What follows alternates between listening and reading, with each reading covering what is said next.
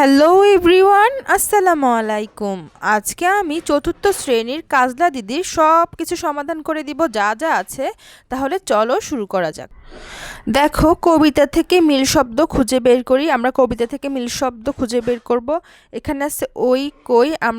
আমরা একটা মিল শব্দ খুঁজে বের করব। ডাকো, ঢাকো, তারপর নাকো, থাকো। এগুলো হচ্ছে মিল শব্দ কবিতায় পেয়েছি। তারপর কবে, এটা হবে। তল, জল। তো এভাবে আমি মিল শব্দ খুঁজে বের করলাম। এরপরের পৃষ্ঠায় যাচ্ছি। দেখো, শব্দ দিয়ে নতুন বাক্য লিখি। তো শব্দ দিয়ে আমরা নতুন বাক্য লিখব। জোনাই দিয়ে লিখেছি রাতের অন্ধকারে জোনাই আলো জ্বলে। নেবু দিয়ে লিখব। তারপরে আছে নেবু। নেবু দিয়ে লিখতে পারি নেবু গাছে ফল দিয়েছে। তারপরে আছে ভুঁইচাপা। ভুঁইচাপা দিয়ে লিখতে পারি ভুঁইচাপা গাছে ফুল দিয়েছে। তারপরে মারাসনে, এটা দিয়ে লিখতে পারি ফুলগুলো মারাসনে। তারপরে শোলক। শোলক দিয়ে লিখতে পারি শোলক শুনতে ভালো লাগে। তাহলে এইভাবে আমি শব্দ দিয়ে নতুন বাক্য লিখি। এগুলো লিখে দিলাম। তোমরা কষ্ট করে আমার হাতের লেখাটা বুঝে নিও, যদিও আমার হাতের লেখা অনেক খারাপ। তোমরা কমেন্ট করো। তারপরে 3 নাম্বারে যাচ্ছি।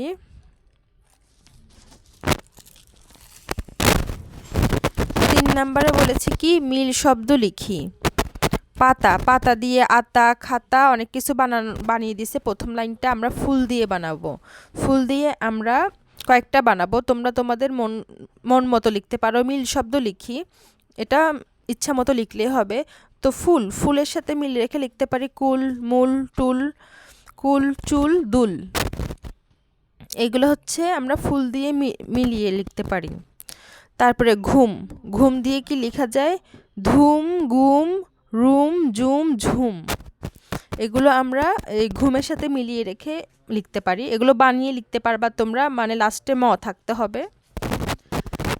তারপরে আছে ডাকা। ডাকা দিয়ে কি লেখা যায়? ডাকা দিয়ে লেখা যায় মিল, মিল রেখে আর কি। বাঁকা, ডাকা বাঁকা মিলতেছে। তারপর আঁকা, ডাকা বাঁকা আঁকা। চাকা, ঝাঁকা, টাকা। এগুলো হচ্ছে মিলল। তারপর মজা। মজা দিয়ে লেখা যায় সাজা, বাজা, ভাজা, তাজা, গাজা। মিল রেখে আমি এগুলো লিখলাম। তোমরা এগুলো তুলে ফেলো। এরপরে আমি 4 নাম্বার প্রশ্নের উত্তরে যাই। 4 নাম্বারে কাজলা দিদি কোথায় গেছে? ক নাম্বার কাজলা দিদি কোথায় গেছে? এটার আনসারটা আমি খাতায় লিখে দেখাচ্ছি। ক নাম্বার কাজলা দিদি চিরদিনের জন্য চলে গেছে না ফেরার দেশে, অর্থাৎ সে মারা গেছে। মানে কাজলা দিদি কি হয়েছে? কাজলা দিদি আসলে মারা গেছে। তো কি সাজিয়ে লিখলাম? কাজলা দিদি চিরদিনের জন্য চলে গেছে না ফেরার দেশে, অর্থাৎ সে মারা গেছে। তারপর খ নাম্বার প্রশ্নটা আমি পড়ে শোনাচ্ছি। খ নাম্বারে কখন কাজলা দিদির কথা বেশি মনে পড়ে? এটার আনসার দিচ্ছি। খ নাম্বার যখন বাঁশবাগানে মাথার উপর চাঁদ ওঠে তখন কাজলা দিদির কথা বেশি মনে পড়ে। তাহলে কি যখন বাঁশবাগানে মাথার উপর চাঁদ ওঠে তখন কাজলা দিদির কথা বেশি মনে পড়ে।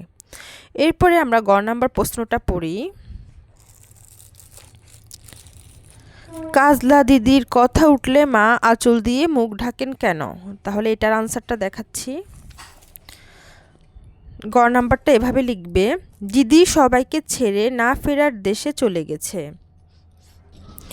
ছোট বোনটি তা বুঝে না, কিন্তু মা তো জানেন তার মেয়েটি কোনোদিন আর ফিরে আসবে না। তাই দিদির কথা উঠলে চোখে কান্না আসে। তাই কান্না গোপন করার জন্য আঁচল দিয়ে মুখ ঢাকেন। মেইন কী কারণে আঁচল দিয়ে মুখ ঢাকেন? দিদির কথা মনে পড়লে তার মায়ের কান্না চলে আসে, সেজন্য সে আঁচল দিয়ে মুখ ঢাকেন। তো তোমরা একটু বড় হয়েছো, এখন একটু সাজিয়ে লিখতে হবে, তাই আমি একটু বড় করে দিচ্ছি। কারণ বড় করে না দিলে তোমরা নাম্বার পাবা না পরীক্ষায়, তাই একটু সাজিয়ে দিলাম। দিদি সবাইকে ছেড়ে না ফেরার দেশে চলে গেছে, ছোট বোনটি তা বুঝে না, কিন্তু মা তো জানেন তার মেয়েটি কোনোদিন আর ফিরে আসবে না। তাই দিদির কথা উঠলে চোখে কান্না আসে। তাই কান্না গোপন করার জন্য আঁচল দিয়ে মুখ ঢাকেন। কি জন্য? কান্না গোপন করার জন্য আঁচল দিয়ে মুখ ঢাকেন, মানে সে লুকিয়ে কান্না করে। এরপরে আমরা ঘ নাম্বারে যাই। পুতুলের বিয়ের সময় দিদির কথা মনে পড়ে কেন?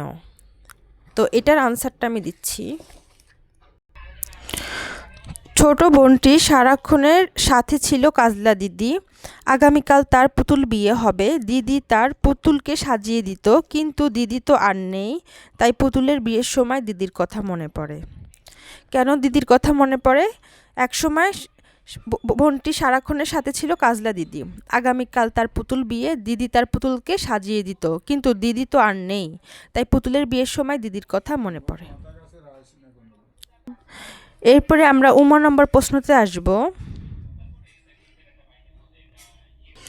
উমা নম্বর বলা হয়েছে আমিও নাই দিদিও নাই, কেমন মজা হবে, এ কথা দিয়ে কি বোঝানো হয়েছে? তো এটার আনসার দিচ্ছি। ছোট বোনটি দিদি হারিয়ে যাওয়াকে মজার খেলা মনে করছে। সে মনে করছে দিদি লুকিয়ে আছে, তাই মায়ের ওপর অভিমান করে এই কথা বলেছে, সেও যদি লুকিয়ে যায় তাহলে বেশ মজা হবে।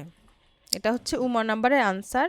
আমিও নাই দিদিও নাই, কেমন মজা হবে, এটার আনসার ছোট বোনটি দিদি হারিয়ে যাওয়াকে মজার খেলা মনে করছে। সে মনে করছে দিদি লুকিয়ে আছে, তাই মায়ের ওপর অভিমান করে এই কথা বলেছে, সেও যদি লুকিয়ে যায় তাহলে বেশ মজা হবে। তো উমা নাম্বারটা আমি 2বার পড়ে শোনালাম। এবার 4 নাম্বারটা পড়ি। খুকি মাকে কেন ডালিম গাছের ফল ছিঁড়তে বারণ করেছে? ডালিম গাছের বুলবুলি পাখিটি তার দিদির প্রিয় ছিল, তাই বুলবুলি পাখিটি যেন উড়ে না যায়, তাই ডালিম গাছের ফল ছিঁড়তে বারণ করেছে। কেন ছিঁড়তে মানা করেছে? কারণ তার দিদির প্রিয় ছিল ডালিম গাছের পাখিটা, তাই ডালিম গাছের পাখিটা যাতে উড়ে না যায় তাই বারণ করেছে। তো তোমরা তুলে ফেলো। এরপরে আমরা পরেরগুলোতে যাচ্ছি। কোথায় জোনাই জলে? আনসার হবে নেবুর তলে। বুলবুলি কোথায় লুকিয়ে থাকে? হবে ডালিমের ডালে। খুকির ঘুম আসে না কেন? ফুলের গন্ধে। তো এগুলো আনসার দিলাম। এরপরে বিপরীত শব্দ। দিন হবে রাত, ঘুম হবে জাগরণ, জলা হবে নেভা, নতুন হবে পুরানো, উপর হবে নিচ।